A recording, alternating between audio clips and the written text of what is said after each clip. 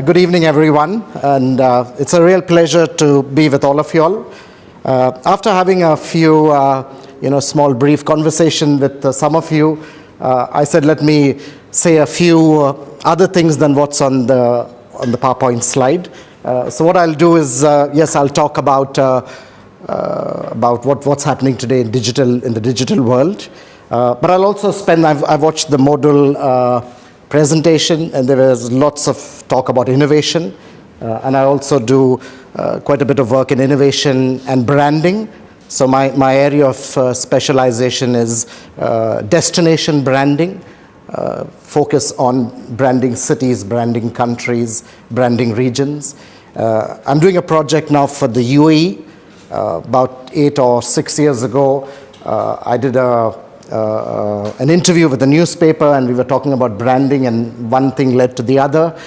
And then we suddenly discovered that the UAE never had a country brand. Germany has a country brand, so when you market Germany, you have the German national brand, and then you have the regional brand, then you have the city brands. Similarly, Australia, which is my adopted home. I've been in marketing from 1979 in sales, so I'll just give you very quickly a background. I was in sales, pharmaceutical for about 3 or 4 years, then went into copywriting. This is in India, where I was born. Then went into copywriting, done a bit of advertising, selling also, account executive. And then I moved into tourism, in the tourism industry. I worked in a company called SOTC for a few years, which was bought over by Keone. So it's now SOTC Keone. That's where my interest in tourism and tourism marketing comes from. And then I migrated to Australia, done work in the industry over there, and then moved into teaching marketing. So from 1999, I've been at Victoria University in Melbourne, and I came to Dubai in 2004. So that's some background about myself and the area I'm in. And like I said, doing a fair amount of work in tourism and destination branding. A few things I'd like to shed some light on in terms of innovation before I go into the slides. There's a lot of people who talk about innovation being extremely tech-driven. Whenever we associate innovation, we always think about technology, about big data, about all of these things. But a lot of stories about innovation actually happens at a very fundamental level. We use the case study, as you all know, with Airbnb. I mean, it's a very disruptive innovation that took place when Airbnb started. And when I was talking to some senior people at Jumeirah, they were taking the Airbnb very seriously because it's disrupted the hospitality industry. And all it took is 2 guys who came together and said, we can't get a hotel, which is about $10 or $20. And now from there came the couch, also selling your couch in your living room. And they said, why not start putting people's homes on the marketplace, and the rest is history, as it says. So it's a lot of very small things that we do. There was a case of many years ago, about 10 or 20 years ago, there was a case of a guy who was sitting in New York, and he was unemployed 20, 30 years ago, never had much to do. And then he discovered that all he could do was, if he had a method of communication with people who wanted parking spots, he could actually make a fortune. So that started him thinking about if there are about 50 cars wanting parking spots in New York, and 50 cars are leaving, areas like Wall Street or whatever. If 50 of us are leaving parking spots around a 1 kilometer radius, how could we communicate with each other to, get your parking spot to mine? So sometimes it's just these small little things. I've been working with a group of students, very young undergraduate Emirati students, and we've done an interesting 1-month course on coming out with something innovative. And of course, I tell them, dream on. Don't come back and say that, this cannot be done. So dream on. Come up with a new product idea. Whether it's going to work, whether it's feasible, whether it's not feasible, just dream on. And I remember one group, this is going back about 3 or 4 years ago, They said, and they got to introduce the product. They have to take the product through, the typical boring 4 Ps in marketing, which sometimes is very redundant. But since we are still using Kotler and so on and so forth, so they had to take it through that classical method. And one of the group came up with a plan of marketing a chewing gum. And they said, we're going to build this chewing gum, which is going to be a language chewing gum. So if you, let's say, I'm going to do business in Germany, I'm Arab, I'm Emirati, I don't know to speak German. So just before I leave Dubai airport, I'll buy the German-speaking chewing gum. And I'll take it with me, and then I put it in my mouth as I reach Düsseldorf airport. I chew it, and then after that I speak German for about 15 or 20 days. So, I tell them dream on, because these are the things which are quite simple, but who knows, it could happen.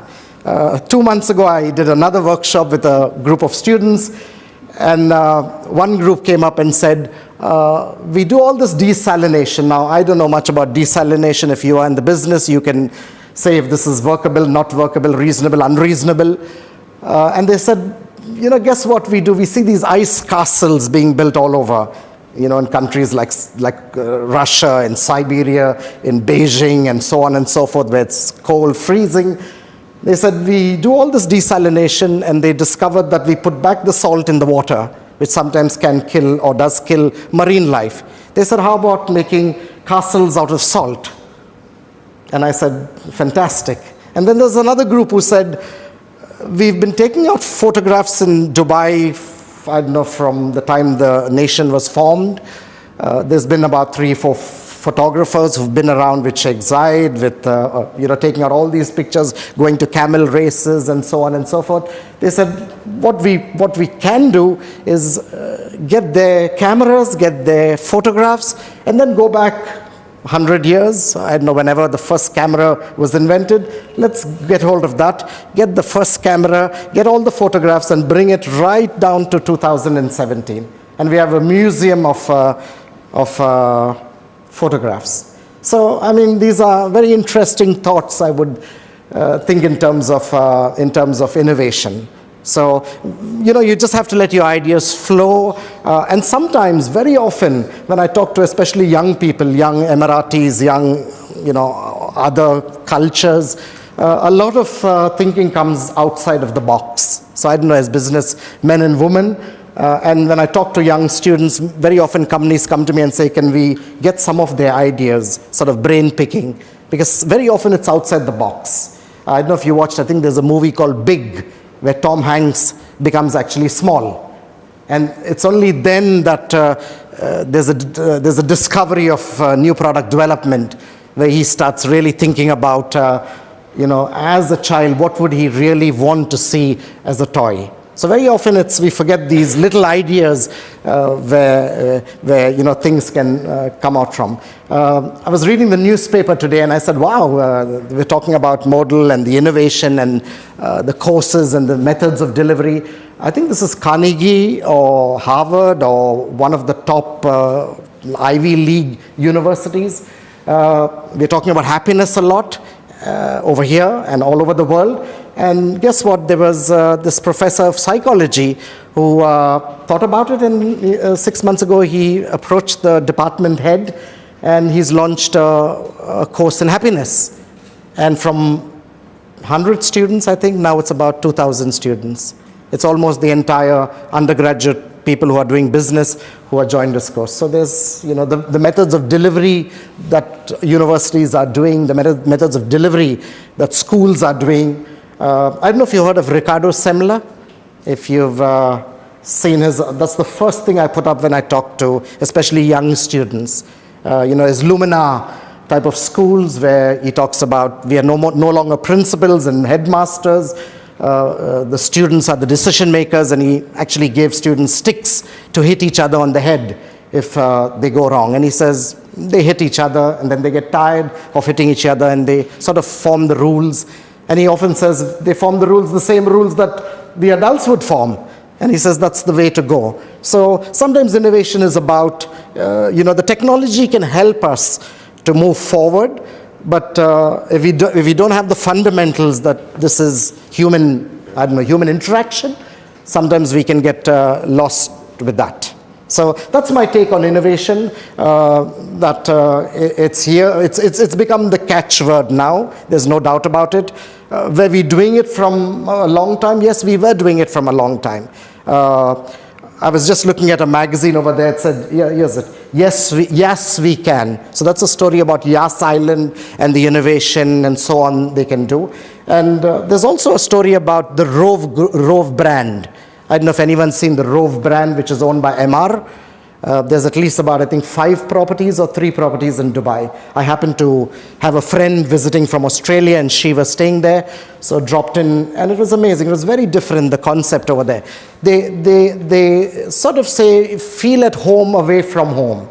And when I saw that and saw the way the sort of reception is set out, the table is set out, the sofas are set out, the restaurant is set out, I was thinking back to my days in SOTC, where we used to deal with Indian tourists. In the 1980s, 2000s, Indian tourists were pretty concerned and scared of going to the foreign land, especially Europe.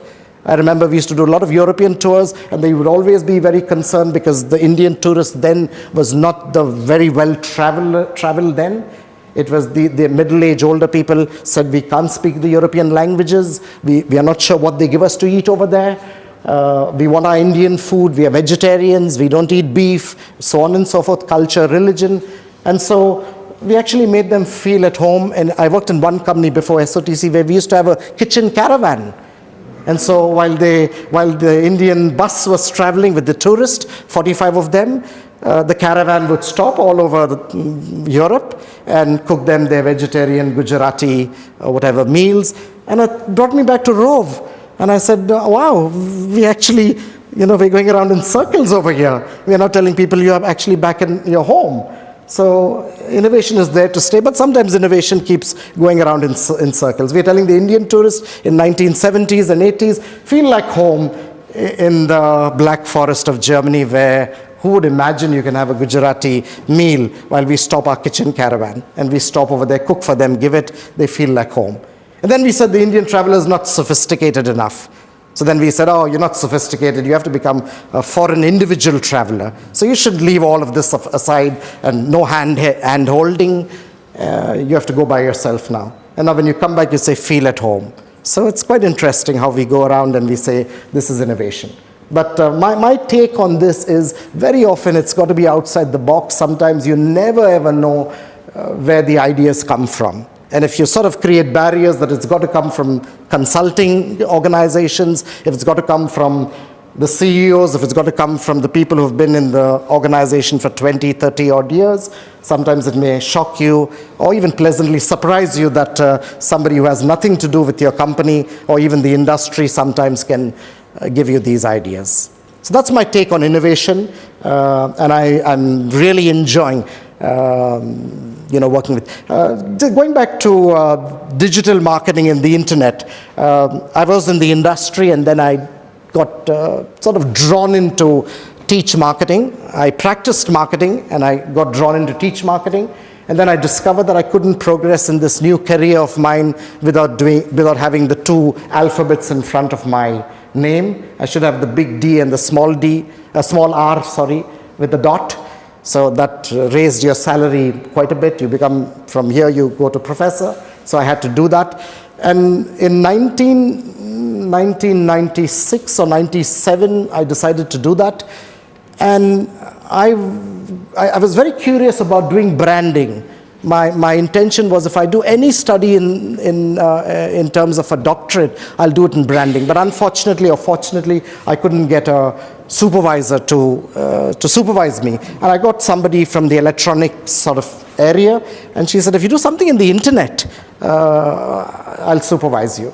So in 96, having no clue about what's happening with this thing called the internet, because 92, 93, it sort of came alive commercially. So 96, no idea. I said, okay, let me go and see what's happening.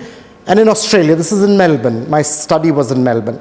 No shopping, no transaction, no money exchanging. It was just basically a page You see the page, you have a look at the groceries, call up the grocery store, Coles or Safeway, those were our two brands, call them up, they'll drop it home. No transaction, no credit card, no nothing. It amazed me, and I still have this stuck in my head. I had to do a literature search like when you do a doctorate. I didn't do a PhD, pure theory, I did a DBA, best of both worlds. It amazed me when I was doing literature. There was a guy in 1868 or 1888. He actually wrote about the internet in 1868. His name is George or Joseph Bellamy. If you don't believe me, I can send you the reference. And in 1888, he said, I don't know if there was a Walmart then or Sam Walton's granddad must have had something. He said, this store will close down. These are his words. And the consumer will have pipes coming to his house. No, her house, his house then. The consumer will have pipes coming to his house, and these pipes will carry the product. And this is the man writing in 1888 about pipes coming to our house and products flowing down those pipes to our house. I think he imagined that these retail stores will build pipes, and these pipes will, we throw our vegetables and fruits, and it comes through these pipes. And I was looking at it, and I said, 1996, when I was doing this, there were actually pipes coming to our house, but not throwing our products, but giving us digital information per se. So that was my take when I did the consumer behavior. So I looked at consumer behavior and the impact they have. A lot has happened since then. The internet has grown, as you know. We have got social media now. We have Facebook now. We are not chatting much to each other. Always I observe this in the metro or even at restaurants. We have broken that. We are chatting with each other across the room on our phone. So a lot has happened since then. There's another interesting statistic, and then I'll move into some of the slides. I have a reference for this also, but let's give you a picture. When the printing press came in Germany, right, it took about 100 years for the people who own the media then, let's call it media, it took about 100 or 120 years to say that 1 million people are reading magazines. It took about 100 years, roughly, give or take 10 or 20 years. So they would say, 1 million people. So if it was 1750, 1850, they said, 1 million people around the world are reading newspaper. Let's celebrate. Then we had the radio. And then the radio came after that, I think so, or whenever it came. They said, it took about 75 years. We've saved about 25 years. So wow, 1 million people own the radio. I don't know if you know it, but in India, my granddad owned a radio, and we used to have a license. I don't know if you had it in Germany or Austria or Europe. We had to pay a license every month, and he would go, this is 60s and 70s in India. So he would go every month, and where are you going to pay the license for the radio? Otherwise, they cut the stations or whatever they do. So it took about 80 years or 70 years for the radio guys to say, wow, let's celebrate, we've got 1 million listeners. Television came 50s, it took about 50 years or 30 years or 20 years. So we saw it shrinking. The reason I'm telling you this is because when social media came, it took about 10 years to hit 2 billion users. They now say that it's 2 billion users or close to that, 10 years old. Facebook so what I'm trying to get at is if probably something comes in the future, it probably will hit all of us, 7 billion or 8 billion or 10 billion, whenever that happens, in very quick. As we say it's downloadable, we'll all download it and we'll all be doing something with it. We're not sure what. Research is continuing about that. So that's my take on that and our innovation and branding and digital technology. The thing is, we cannot leave the fundamentals aside. Very often people say, can we leave it? No, we cannot leave it. At the end of the day, we are human beings. I think so. Whatever may come or go, we still want to communicate. We still want to talk. This should be a vehicle to reach some objective of ours. Okay. So that's not in the PowerPoint slides, I'm sorry. When I heard that, I said, let me change my style. Okay.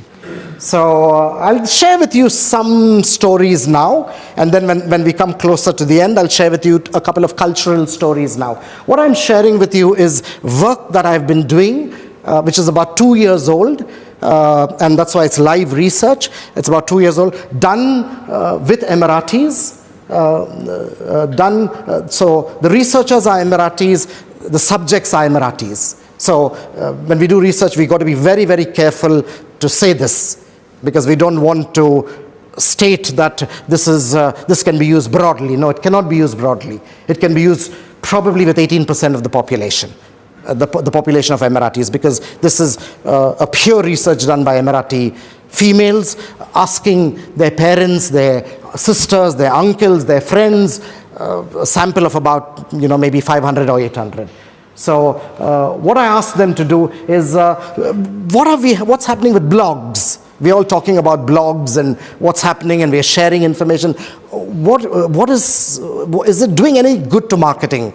Is it helping marketers? Is it helping certain industries? What better way to think about makeup with female Emiratis?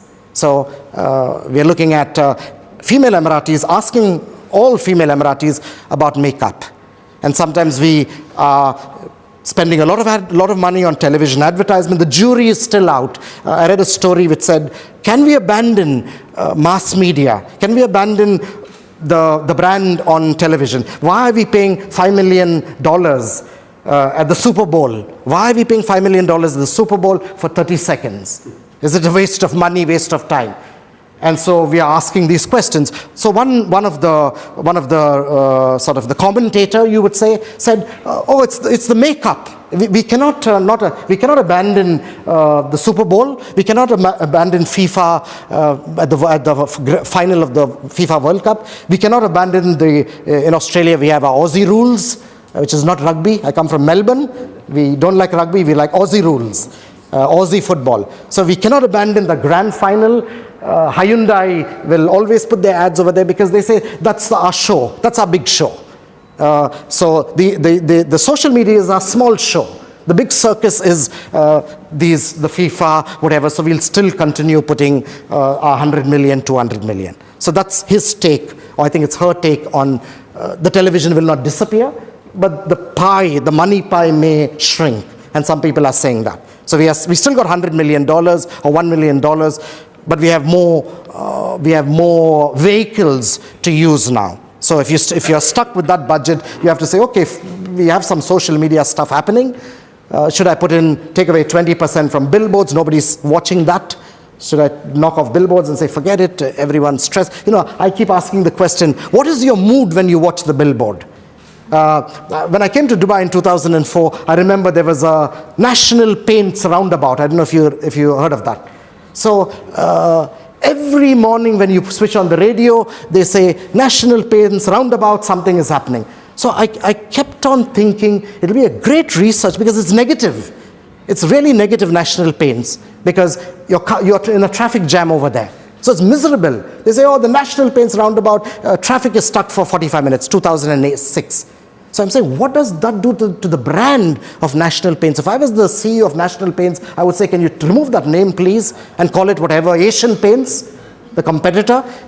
So I kept asking the question, if the Nissan ad is on Garood, and we had a Nissan ad on Garood, and we all stuck on Garood because 2 lanes in 2005, are we miserable in looking at the Nissan ad? Is that going to affect me mentally? And I'll say, any car but Nissan. So that's the $1 million question, I guess. Coming to it, me and a team of researchers are looking at neuromarketing. I can talk about that a little bit later. I have absolutely no training, but I'm slowly getting trained. But we have a group of researchers here and in Copenhagen Business School. We are doing some work on neuromarketing, and we are finding people are lying. Do you like Hong Kong? Oh, beautiful. On the questionnaire. So we're doing entry questionnaires, exit questionnaires, and your brain. Oh, lovely. See, look at the neon lights. Excellent. Would you go to Hong Kong? Yeah. Would you, in comparison to New York, is it brilliant? Oh, fantastic. Then you put the EEG and show them Hong Kong. There's no emotions. It's dead. The brain is dead. So we are finding that out now. And we are saying multiple methods is good because your brain is saying something, your voice is saying something, your actions, who knows what's happening. So we are trying to get them all together. So getting back to this, I told them, go out and ask questions about beauty, because there's a rage happening now. I don't know if you know it. We haven't done it with other females, Indians or Germans or Irish or Australians. So we don't know the results, but it'll be interesting to find out results from others. They said stuff is happening with blogs. And these are actual names. I don't know if anyone in the room knows Huda Beauty, right? So there's actual names. Huda tells me to buy this, I'll buy it. Forget LOreal. So now what's happening with LOreal? Are they actually wasting their money? And should they be with Huda Beauty? Should they be with national television? Should they have that billboard? We don't know. Research will tell us this, and sometimes they may say, yeah, forget billboards. Nobody's looking at LOreal. It's all about getting hold of Huda and asking Huda, just say that you're using LOreal, even if you're not. No, that's unethical. Kali Bible, I mean, this is all French and Latin and Greek to me.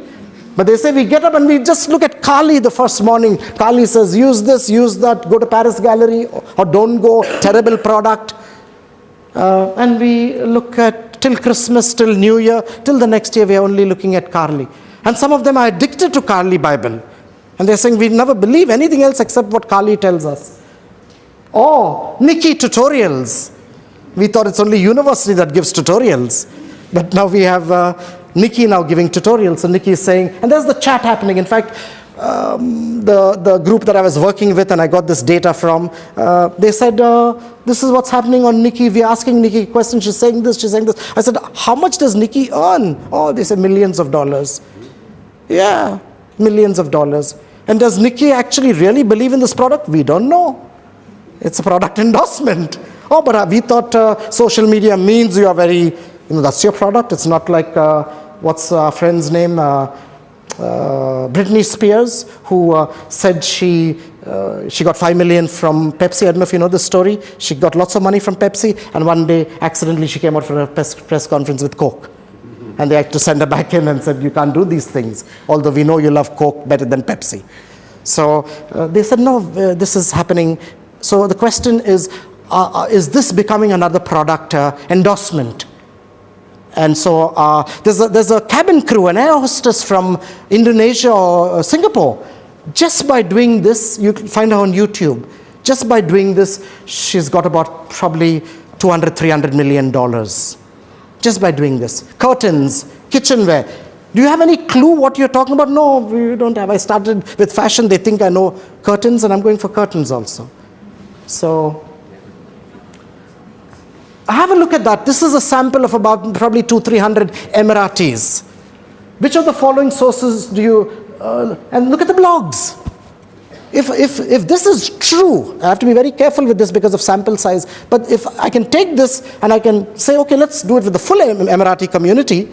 Now, if this stands at 80%, 85%, you tell me what the television guys are. You tell me about your television advertisements. You're throwing money down the drain. I mean, do the research to find this out. Would a blogger convince you to buy? The yellow one is jumping further ahead, 70-odd%. What do you think of transparency? Who cares? What do you think? I said, are they being transparent? They said, who cares? We are happy with them. Let them do whatever they want to do. It comes to a point where, is bad publicity also okay? And I think there was a case or something written about Tiger Woods. And they said, no, it's okay. Or Kate Moss. This is okay, let her take some drugs. That story is good. They never said that. But some companies said, well, news is news. So probably you go out and buy Burberry. Probably you go out and buy, I don't know, Cobra or whatever the golf brand is. There were some brands who were refusing to disendorse him. Very good. How do you evaluate the overall performance? At least these three, quite good. Would you recommend others to visit? Of course. We tell our friends every morning they're getting up. And they say, have you seen Nikki tutorials, what she's saying now? She's in the makeup room of hers, putting A, B, C, D, E makeup. And by the time, it's 8 o'clock in the morning, about 500,000 or 250,000 females are chatting about Nikki tutorials. So, but this is some recommendation. So they ask the sample, what would you want? Focus on the audience. Try to obtain more people through social media. They said feedback. Nikki tutorials, all these people are not asking for feedback. Feedback is very important. What do you think about me? Do you think it's good? So that's something which they write articles. They're saying, oh, these three, they looked at these three, are not writing articles. I said, well, they don't have time to write articles. They're too busy just, and we want short messages, SMS. So maybe you don't need to write articles. You have to write articles in magazines. So now we have blog awards. Because the reason I said this is because we have blog awards. So there's a person in Utah, fascination with Norwegian food, has now got a blog award for putting up stuff that I think she's cooking in her kitchen. I'm sharing with you two types of industry. Talal Rashid is the food blogger now in the region. This is 2 years old. Life may have changed. Alia Al-Madani. We don't care about whatever Alia Al-Madani tells us. Dubai Mall, there's Italy. Dubai Mall, there's this new Indian restaurant or Emirati restaurant or whatever. She says something, we go over there. So when I go to Dubai Mall, I ask the question, after seeing this, there's one restaurant here. I don't know, I always use this. I hope none has any connections with this restaurant. I always observe a restaurant in Dubai Mall. The next time you are there, check out this restaurant. It's called Orchestra. Have you seen it? They literally come and drag you inside. And you have to say, no, no, no, no, no. And so I'm saying, what's wrong with their marketing? They literally want to drag you. And I say, why don't you, get Alia to your restaurant? And probably, so there's some restaurants, we always say when people drag you to check out the perfumes or to check out the restaurant, they're not doing their marketing properly. They're very good at selling, but not good at marketing. And we always say, when you do your marketing perfect, you don't need to sell. Then we have Mariam Avadi. So we have all these people talking about this. They say I don't know if people refuse to believe that there's okay transparency or no transparency, but they say that the recommendations are reliable. Then I said, this person gets $1 million. And I think certain governments, certain consumer groups are asking people to say, how much do you get? So it's like a product endorsement. That you get $5 million. We don't want you to tell the world that you get $5 million, but we want to tell the world that you're paid for it. So similarly, we want to tell the world that you are paid for it, or you're getting freebies, or something is happening in your life. So that's. So I believe bilingual reviews. So some people said that, but of course in the UAE there's no bilingual. It's probably multilingual. But of course maybe the three most spoken languages. So this is the thing. It starts making you love the food, they said. Do sponsored posts by restaurants bother you and make you feel? No, in all honesty, yes, but I believe my blogger. That's what they say. So these are things which come out constantly in marketing. It does make brand awareness, blogging. It increases website traffic. And if the young generation is doing it, and I know it, I've got sons who are, in that age group, 23 and 19. What's a good wine in Australia? Because there's thousands and thousands and thousands of wine. I have an app. Where is the brand gone? So the brand is gone. So here I am, Yellowtail or some Jacob's Creek. We are spending a lot of money. Hardy's, these are big brand names, but not very expensive wines. But here I have my son coming with an app saying, yep, that's it, $25, great stuff. What are you reading? The app says, value for money, Margaret River, Western Australia, grown this season, planted that season, winemakers, ABC. And if that's going to be what the young generation is going to do, we have to ask questions when it comes to how we market products. So I just want to share a few more things. This is very interesting. I did a quick search. What are the most top people searched in Google? All the bad boys. Okay, so this is fun. So these are making news. So obviously, whoever's making news is being searched for in Google. And these are the things we search for: iPhones, products. Kevin Spacey is there, yep. Yeah. All the money in the world. That's an interesting story with Kevin Spacey. So somebody, Pritchard from Procter & Gamble, Chief Brand Officer. People really don't want to watch ads. They don't want to watch ads in social media. But once again, I'm going to show you something later which probably is conflicting with what he's saying. And there's some numbers over there. Yes, time, lots of research is done about time. It's a fleeting moment. I was talking to somebody, been for a presentation, and even metrics are being challenged in marketing and advertising. Even metrics are being challenged. The eyeballs, the counts, the formulas you see in an advertising textbook. The CPMs, all are being challenged. I mean, what are we talking about? Then they have this leakage. Oh, there's about 10 million eyeballs watching it, and the CPM is great and whatever. And then they're saying, okay, what about the leakage when you're watching the FIFA? How many have left the room? Let's have guesswork, 50%. And now in terms of social media, they're saying we can actually know what you're doing. So isn't that better metrics? We know where you're going. We know what you've seen. We know which page you go to. We know you've booked Emirates Airlines via Facebook. You came via Facebook. You clicked over there, that took you to Emirates Airlines, and so 80% of the time you're coming from Facebook to do your Emirates Airlines booking. Yeah. So I think it's a double-edged sword. I'll tell you why. We have to be a bit careful. There's some interesting stories happening in the last few weeks, and there are companies like OpenSlate, which is actually looking at bad content, and this has happened with Google and YouTube especially. YouTube is now appointing 10,000 employees to look at content, because they say lots of stuff is happening. It's open source. You can do whatever you want. I can put up stuff which is demeaning to you. And they've sort of brought it with racism and with lots of stuff happening. And they're saying Johnson & Johnson has their fantastic ad on YouTube, but then there was, murderer, Mr. Johnson, who somebody put up something, and so as you click Johnson & Johnson, you come across Mr. Johnson. I'm just using it as an example. If there's any Mr. Johnsons, please, you're not a... So that's what YouTube is getting more and more worried about. So on one hand, they say content is open. It's not supposed to be censored. You can put up whatever, start your account, put your YouTube over there. And on the other hand, they're saying now it's come to a point where we have to be careful what we are showing. So there's some examples. The PowerPoint slide is available. I've used this because companies are using it to their advantage. I mean, one company which really is doing wonders is Procter & Gamble with Pampers.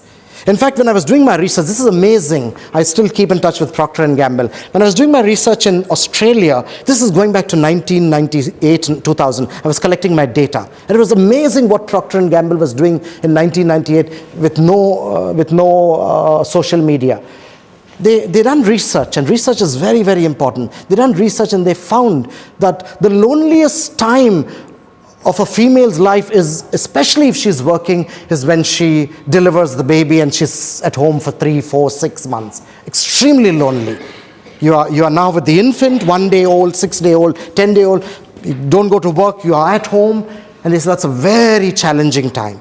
So guess what? They done the research, and they started in the city of Melbourne, in our local council. I saw this happening, and there was a small little case study. They started connecting young mothers, new mothers, sorry, not young mothers. They started connecting young mothers together. Why don't you meet in the local council library? And we'll give you some coffee over there.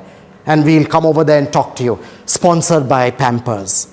And now that is much more than throwing an ad in your face. You say, wow, Pampers, such excellent people, getting us together. And suddenly the local council had about 10, 12, 15 mothers from the locality coming and chatting, having coffee, sharing whatever. 3 hours goes by, ready to go back home, school kids coming back, if you've got elder kids, and the day just goes past. So they're doing some amazing little things like this. And I think recently Zuckerberg last week said he's changing the algorithms, because I don't know, I find it annoying now, Facebook, that as you go and your friends disappear and you have new friends who you don't want to, because it's all advertisements. And it's lots and lots and whatever. So he's saying that he's changing the algorithms to once again make relationships happen. Of course, the money is in the commercials and in all these videos or whatever, but we've got to balance that out somehow. It's going big. Google has some data coming out with the Alphabet company. The Alphabet is a collection, I think it's the umbrella brand, and they are talking about, bringing everything together, being more involved with the community, looking at content very carefully. So there's some stories that I just seen on the website and just threw it over there. So it's affecting all over the digital industry. They're talking about virtual medicine and so on and so forth, artificial intelligence. This is amazing data. So everyday iPhone users unlock their devices 80 times. That's 5 to 6 times per hour. On an average, people touch their screen 2,617 times a day. I don't know if this is addiction or if this is normal usage, but we are looking at content so much. And there was an interesting story. Now the psychologist researchers are saying it's dopamine. They're saying, and there are some serious cases who cross that barrier and it becomes addiction now. But they are actually finding it out. I mean, we haven't done a neuro study, but that'll be interesting to look at. One great study would be living in Dubai, UAE with 2 people from different countries. It'll be very interesting to do a cross-national study of using your Facebook or your social media and check what's happening in the brain. Sometimes the dopamine area lights up for some people, gender-based, nationality-based, age-based. It'll be very interesting because that becomes dopamine. And we all know with dopamine what happens. It's very addictive. So no ethics marketers sometimes indulge in it. Finally, few more slides. I go back to theory because I live in the world where half my time I have to be a theorist. I get paid for that. Half my time I have to be a practitioner because I do the research and give it to a practitioner. I'm doing some work with Dubai tourism at the moment. We are looking at how human resources in the hospitality industry have an impact on the Dubai brand. And now we are saying that human beings have an impact on the brand. There's no two ways about it.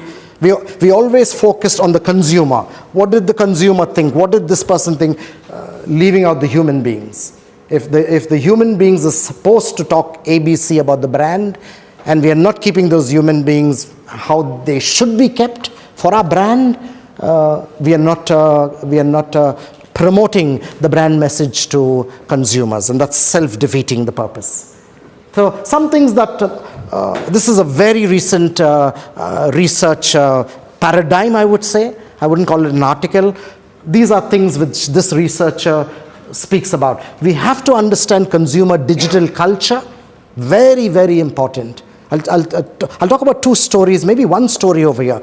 I was doing, there was a group of Americans who came to Dubai. This is going back to 2007 or 8. And I was sort of teaching an Emirati female group, about 20 of them, and I knew she was the dean of a university in St. Louis, I think University of Washington in St. Louis, very strange, brand in St. Louis, Washington. So she said, oh, can you help us? We are got this MBA class coming to the region, Oman, Qatar, Kuwait, whatever. They're wanting to look at shopping behavior of Emiratis and everyone over here with white goods. We cannot tell you which brand because we want to have a blind sort of thing. And this is how consumer research goes completely wrong when we don't go layer under layer. So I never knew this also because I was talking to these Emirati students.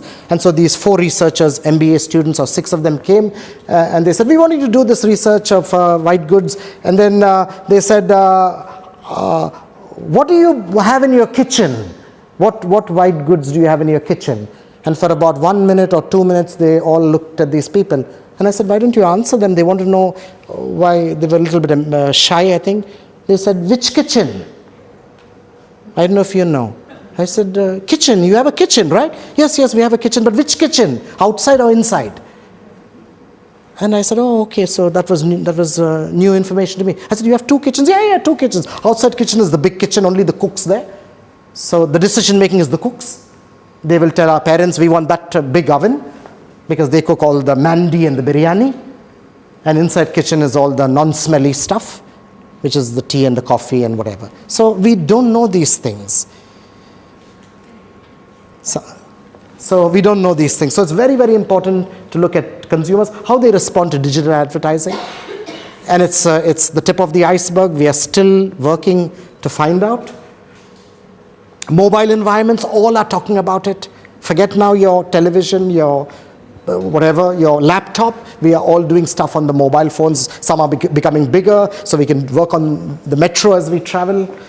And online word of mouth, amazing. Certain cultures, I know it working over here, working with the Emirati culture, born and raised in India. It's changed the Indian culture, but still to a great extent, word of mouth is very powerful. You ask, I'll give you a case. I was working with Ajmal. I was writing a case study for Ajmal, but I never completed it due to time, whatever. So we interviewed the 2 owners of Ajmal. It's owned by 5 brothers or 6 brothers. It's an Indian family. They get their Ajmal perfume from Assam, which is a state in India. Extremely interesting logistics or whatever. And we were talking to them, and they said we said, oh, you sell, who's your whatever? They said the Emirati community, Arabs, they love our perfumes. And then they were talking about some of the Emirati families not buying it from Ajmal here. They go to Bombay, now called Mumbai. They said they don't even want to have anything to do with us over here. I said, why are they going to Bombay to buy Ajmal perfumes? They said, of course, they make a holiday out of it. But they said because the grandparents, they never had it over here. So the grandparents used to go to Ajmal, Mumbai, and word of mouth. So the aunts, uncles, they said, no way. They said it comes to a point where they think it's a fake Ajmal over here. We have to go to India for the original. And then they said, we have an old man over there who's now 80 years old. And that guy is working in Ajmal from the age of 30, from the day Ajmal opened. And all the Emirati consumers know this man. And they said they won't talk to any other shop salesperson. They said, no, we want Farooq. His name is not Farooq, but let's call him Farooq. They said, no, we want Farooq. And so they're all waiting over there. Farooq is serving 20 people. They're just waiting for 3-4 hours because they have to talk to Farooq for the perfume. Very, very powerful word of mouth in some communities. And he said that's what we have to also look at. He's the LOreal professor of marketing at Oxford. So that's it's not my work, it's his work over there. So the last one over there, integration. And I sort of work on our research and teach a subject called integrated marketing communication. It's very, very sad that many of our traditional classical textbooks, and I got the most recent textbook this afternoon. I was looking at the textbook, 6th edition, 8th edition, or whatever. And the first thing I go to is to the last chapters, because I know the chapter 1 to chapter 18 is the stuff we all know from 1960. We all know, they'll say, what is integrated marketing communication? TV audience, TV measurement, PR, publicity. So we know all these chapters. And I'm looking for the last chapter. I'm looking for what is happening tomorrow. And it's sad that we don't find that in classical traditional textbooks. We find that in studies done, sometimes quite interesting, sometimes done by practitioners. And sometimes I use practitioner studies and say, is it scientific? I don't know. Let's read about the sample size. Let's not worry about that. But practitioners are doing it every day, morning, noon, and night. You're meeting the real customer. So if you're writing something, it's got to be of value. So I strongly believe in that marriage between science and practice. Got to be honest, number one.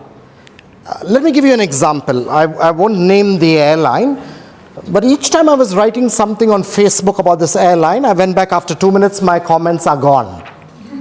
And there was something happening with this airline, which we all knew over there. So I'm writing, and I never gave up. So the first thing is, I think it's honesty. That we go back to what should I say, public relations or publicity or word of mouth. We can bag it together. It's so powerful now that there's always this saying in marketing, if a customer is happy, they'll tell 3 people. If they're not happy, they'll tell 200 people. But now it's if a customer is happy, they may not tell anyone, or they may tell people and it becomes viral. But if they're not happy, they're definitely going to write over and over again stuff on Facebook or WhatsApp or whatever. So that's the danger over there. So I would say pretty much people are forgetting that we require human beings behind the machines. So what YouTube is doing, that we require the machines to actually monitor and say word of mouth is now going viral and it's all machine controlled. So somebody's got to say, yeah, something has happened in the company, something has happened to this airline. We have to now make, not control, it's a really bad word. We have to start talking to the customer. And we cannot lie to the customer, because the more you try to sort of cover up something, there's going to be really bad word of mouth. Let me give you an example of what me and my wife experienced in Melbourne. She's over there sitting towards the second last row over there. So we went to a restaurant in Melbourne, in North Melbourne, and we ordered a pancake with everything on the side. You know, we wanted everything on the side. We said, everything on the side, don't mix all those strawberries, blah, blah, whatever. And so they messed it up. This is word of mouth. And I always say, I'll constantly talk about this restaurant, go back over there. They came back, and he came back after 5 or 10 minutes. He said, your order is going to be delayed by another 5 minutes. We never got it right. So I said, that's okay. He said, no, it's not okay. We're getting it right now. We got it wrong. And so they brought it over there. And guess when we were going, he said, you don't pay for that because we made you wait for that dish. You know, that's so powerful. And I asked, how many companies do this? I showed to some of when I present. There's the, and what is it? Unashamedly use the brand, the Oberoi Group, and it's happened over and over again in the Oberoi Group in India. I went to Bangalore on work. I came back. Envelope lying there, letter over there. There is a small gift for you. Thank you for staying with us. I said, wow, nice gift. Small gift. Maybe $10, but it impressed me. Next day I came back. I was there for 4 days. I came back. We notice your deodorant is reducing or is running out. We've taken the liberty of giving you deodorant. And there's a deodorant over there. Better brand that I buy. I buy Brute, $2. They've given me Gucci, $250. So they've given me a deodorant. Then they had another one. We notice you have a laptop. We've given you a laptop cleaner. Now that spreads very powerful word of mouth. To me, it's a mixture today. We cannot get out of it. It's a mixture of the human being, the machine. And you have to monitor this because it's going viral. And of course, we don't know. Sometimes we don't know whether it's the truth or whether it's not the truth. Because a customer can say late check-in, no big deal. They sometimes can be a late check-in because there's a large group leaving, and it can go viral. And you have to come back to the customer if you want to actually control service. So to me, it's speaking the truth. And saying, yeah, we messed up. Yeah, we got it wrong this time. But and I was watching a video, and you must watch the terrorist attack on the Taj Hotel in Mumbai. There's a case study being done and being learned by students of HR in Harvard. Over and over again, because there were 1,500 guests, 1,500 human beings that night, 1,000 guests, 500 employees. Not one employee left the hotel till every guest left the hotel. 34 people died, out of which 18 were employees. Employees were leaving guests outside and coming back inside the hotel. The general manager said, we don't know what behavior this is. We don't know, we cannot understand it. And now there was Rohit Deshpande, who's a Harvard professor in HR. He heard about it, he went there and he wrote a case study about it. And he said, what's wrong with these people? Tata, the guy who owns it, he said, I don't know, we don't do training with these people to tell them this. You run away, normal reaction, everyone leaves the place. And goes, and he says, everyone was there, 500, the last people leaving were all 500, not 200, not 100. That's what he said. If 200 were there, that's fine, the managers. But they said the telephone operators were actually instructing guests how to behave when there were terrorists there. Take off your room key, sleep on the floor. The room key, when you take it off, shows that nobody is in the room. And so it was so powerful. I'm just getting back to word of mouth. Now that spreads word of mouth. You have to, I think it's come to a point where you have to be honest and say, yeah, we make mistakes. So what? I think consumers will forgive you for mistakes if you say, I've made a mistake. So that's very powerful because it's going viral. And of course, I think it's in the product. To me, go back to some principles in marketing. Get the product right, and you'll get very strong word of mouth. And get the consumers. I mean, there's sometimes it's scary, the little research we do. And it's scary that organizations make $2 billion worth of investment, and you go and ask them, how much did you put in, by the way, for research? $100,000. Where did you do the research? We did it in Ras Al Khaimah. Okay, fine. Where are you wanting to launch? In the GCC. Okay, doesn't make sense at all. But why did you do? Oh, we have to save money. But you don't save money when you're spending $2 billion. Kelvinator, there was a case study written in the 60s about Kelvinator, who launched all these fancy fridges in India, only to discover in the 60s that fridges were never sold in the villages, they were only sold in the city. And then they said, oh, Indians have 8 children, 10 children, 12 children, 6 children. They want very big fridges. But those were the rural India that had 6 children, 8 children, 10 children. And they said, we don't want your fridges. We don't have money for your fridges. And the urban Indians were buying the fridges. And guess what? They were the people living in all the 5 big cities who never had big houses. They lived in apartments and they had huge fridges. They said, oh, where can we keep this? We have to keep it somewhere. We want tiny little fridges. And then they discovered also Indians in the 1960s and 70s never kept food in the fridges. Believe it or not, in the 60s and 70s, it was a showpiece. And the fridge was kept in the hall where the guests came. Oh, you have a fridge. Wow, I want to be your friend. That's sort of, because it was a rarity to have a fridge.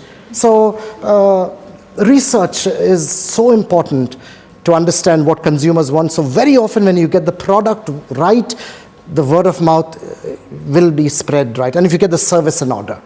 And if you don't get the service and the product in order, it's sort of answering those tough questions about word of mouth. And you can stop it. The question is how quick you can stop it.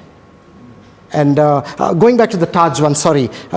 They said, they asked him, what are they doing right? They said, if there's somebody to be rewarded, the Taj policy is they reward the person in 48 hours. You never reward an employee annual, you put up the picture, annual employee of the year. When do you give it? 31st of December, Happy New Year. They say, no way, 48 hours, you did something good, 48 hours later, you get a reward, money, certificate, movies, whatever you want. And so to me, that speed of putting out the fire, whatever you say, spreads really good word of mouth. And there are the little things. I always say, we're sort of becoming very complex. It's the little things. When I calculate what the Oberoi gave me, it's a laptop cleaner, 2 dirhams in Karama, or maybe 1 dirham but it's a laptop cleaner. It cleans the laptop. It's decent. It's okay.